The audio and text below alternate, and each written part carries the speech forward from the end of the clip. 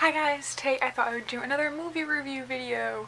I don't know why sometimes you guys really like these, other times I get like 0 comments, but I really like doing them and I watch a lot of movies and TV, so I have a whole long list here and I thought, you know what, it's getting way too long, so I'm just gonna do the video. So my first thing is season 2 of the series of unfortunate events on Netflix. Love it! It's so good. I made a mistake though when I was watching season 2. Somehow Netflix kept playing when I wasn't watching it. Like I missed a whole episode and I had to go back and watch it, and it kind of confused me because I watched it out of order on accident, but it was so good. I love this show. The actors who play the kids are so good. It's actually kind of crazy how good they are. Of course, Neil Patrick Harris, like, could they have picked a better person? No. I actually think it was better than season 1. The guest stars that they have on this show are just so bomb. I don't know how they picked such good people. They all played the role like spectacularly. I cannot picture a better person to play these roles. It's just so good. I can't wait for it to like the rest of it. I know I told you guys, I think last time I talked about season 1, I've read the books, but only up to a certain point. I just kind of like grew out of them, but when I'm watching, I know the way the writing is and the way things are described, and like they really did that right. And then I watched this movie, I think it's also on Netflix, or maybe it's not on Netflix, I can't remember, but it's called Forever My Girl. It's a very country movie, which isn't my taste. It was very unbelievably corny. It was about, I don't really know how to describe it. It's about someone who has a child, and the father of the child kind of like comes back and into like her life, and she kind of has to like balance that and figure out what to do. It just felt so unrealistic. The acting was really bad and it was really predictable. 9 to 5. I watched 9 to 5. So good. How did I not watch 9 to 5 sooner? Like literally all the actors, the storyline, it's such a fun like female empowerment movie, and it's so relevant to today. You could watch it today and think that the exact same thing is going on. It is such a good movie. If you haven't seen 9 to 5, watch it. Return to Me, that's a pretty old movie. It's with Minnie Driver and the guy from Californication. That's a really cute romance movie. It's also like unrealistic, but it's actually really enjoyable. It's just like a cute little like romance, definitely like a women's movie. Like I'm sure guys would like it. My dad watched it before. It's cute. It's like a good like feel-good movie. Oh, this was a good one. Life is a House. It has baby Ian Somerhalder in it. Yes. Like he is so young.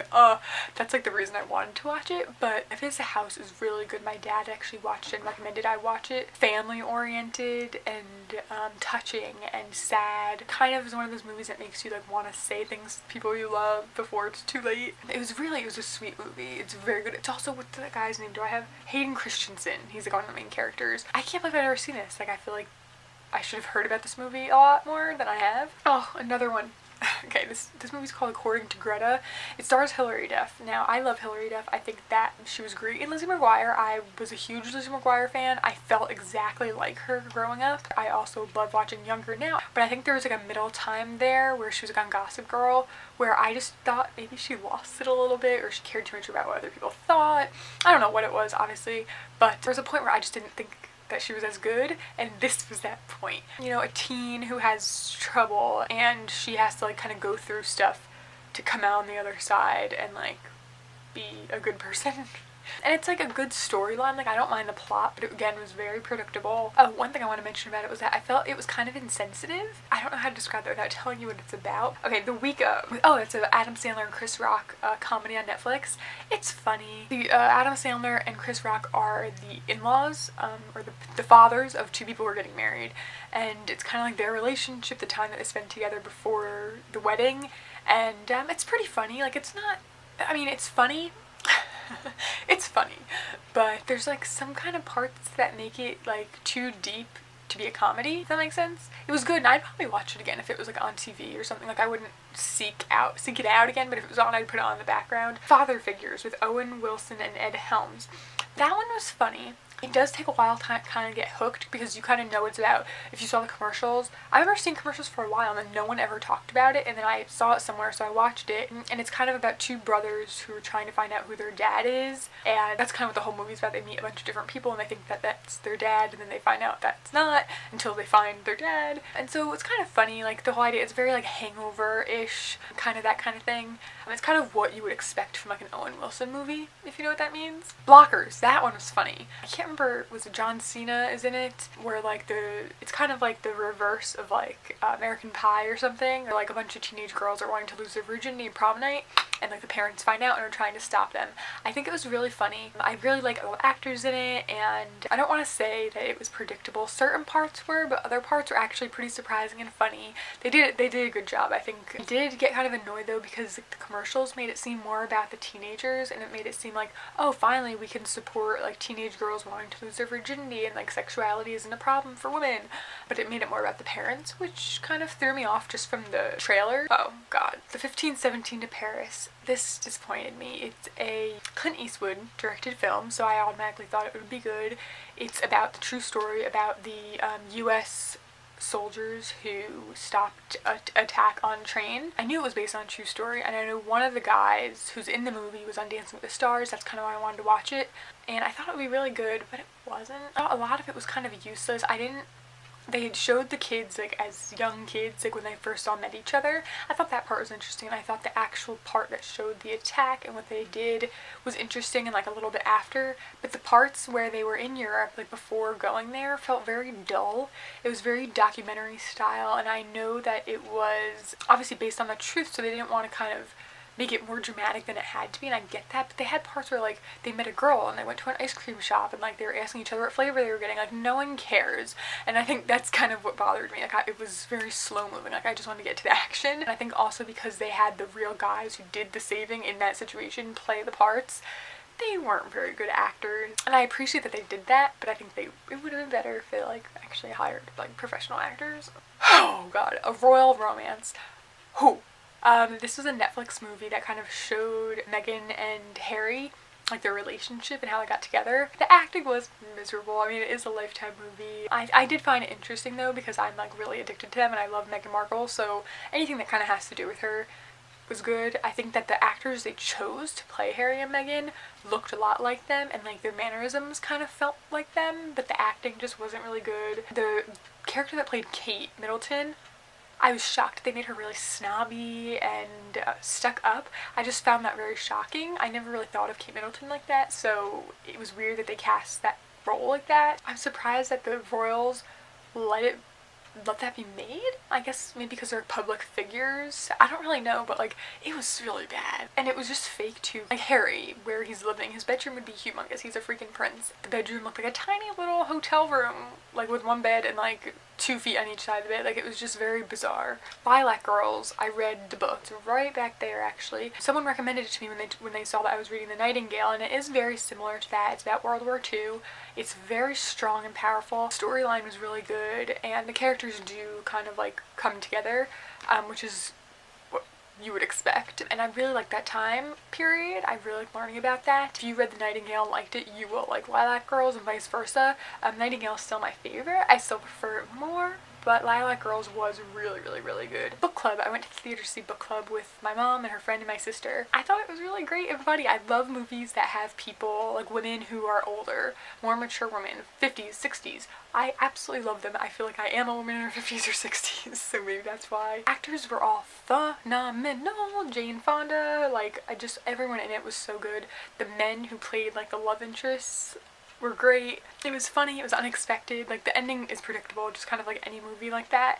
But I think it's made by similar people who wrote, like, It's Complicated, which is one of my favorites, and Something's Gotta Give. Like, it was very reminiscent of those movies. I laughed out loud watching it. I would totally 100% watch it again. Very lighthearted and touching and relatable, and I think any woman would love it. And Before I Fall. Before I Fall, for some reason, I thought was a scary movie. Like, the commercials made it seem scary, like a haunted movie, but it's not. I can't remember the name of the actress, but she looks a lot like Aunt Becky's daughter in real life from Full House. Actors in it are really good. I really enjoyed it. It was kind of like, how do I describe this? It's like Groundhog's Day, but depressing. It's definitely not a comedy.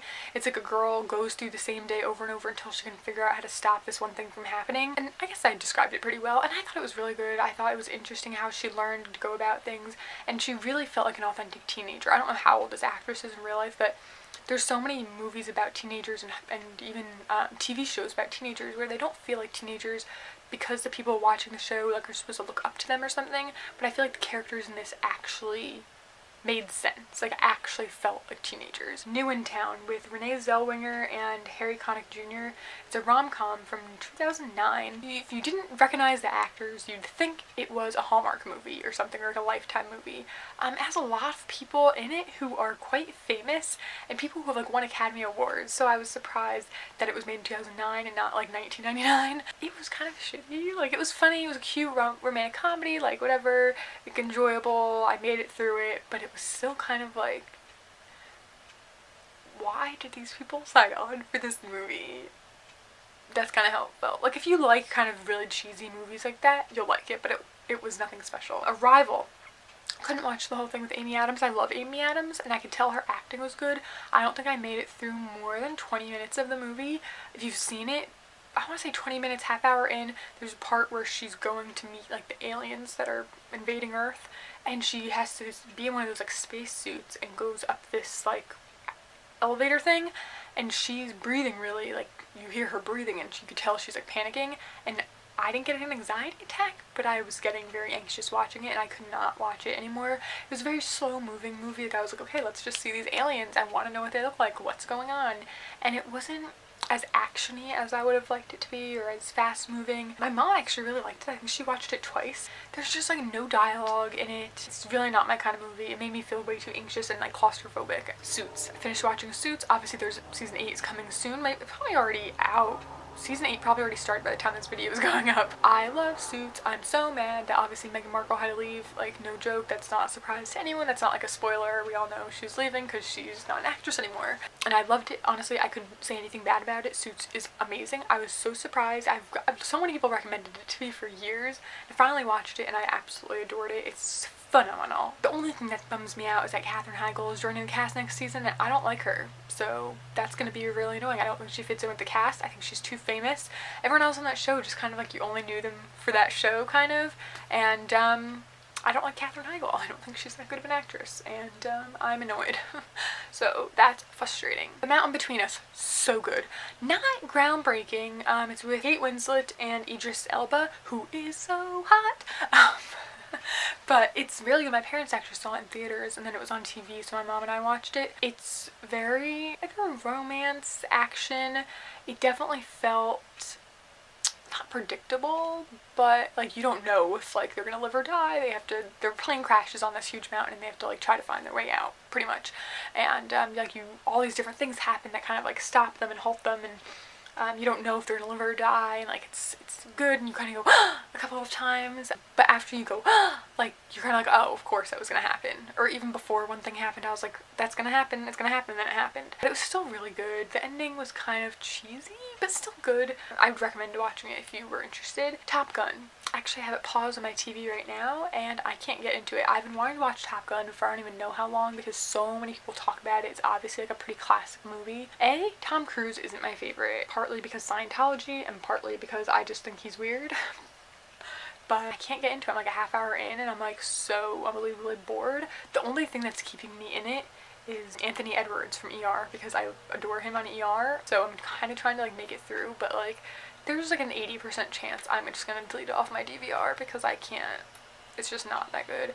And one other thing is Degrassi. I'm just like everyone else in the world who saw Drake's new music video and decided to watch Degrassi from the beginning. It's on YouTube. You just have to like look it up on YouTube, and literally it's like all on there for free. So I'm on season 8? 7, something like that, and it's so funny that I remember every episode. Like, I watched Degrassi a lot as a kid, and I just haven't really thought about it until this happened. And the thing I love so much about Degrassi is that not only is it actually teenagers playing teenagers, like this show started when kids were in 7th and 8th grade, and they actually were in 7th and 8th grade. They're not like 20-year-olds playing teenagers, they're actually teenagers, and they had awkward stages, and I think that's one of the reasons I liked the show so much as a kid, or a tween, whatever, was because I was watching people that actually looked like me, people who went through awkward stages and like put weird crimps in their hair, and they had so much diversity on this show, from sexuality to race, religion even, and the things that happen to these kids are actually things that happen in real life. I literally, as I'm watching, you can see like they have like a more goth person, a more preppy person, and I can actually think back to my high school time and middle school time and like think, I knew someone who dressed like that. I knew someone who acted like that. And I think that's what makes it so relatable. The acting is actually really good too. The storylines are really good. And also they make it so that when you're watching it as a teenager, you're not necessarily looking up to these characters, you're learning from them. So these kids make mistakes like teenagers do and learn from them. And another great thing about this show is that the parents are actually involved and the teachers are actually involved, and they make the kids who are watching the show trust their teachers and parents, which is really refreshing, because I think there's so many shows about teenagers, One Tree Hill, like all those shows about teenagers that aren't bad, like I think they're great.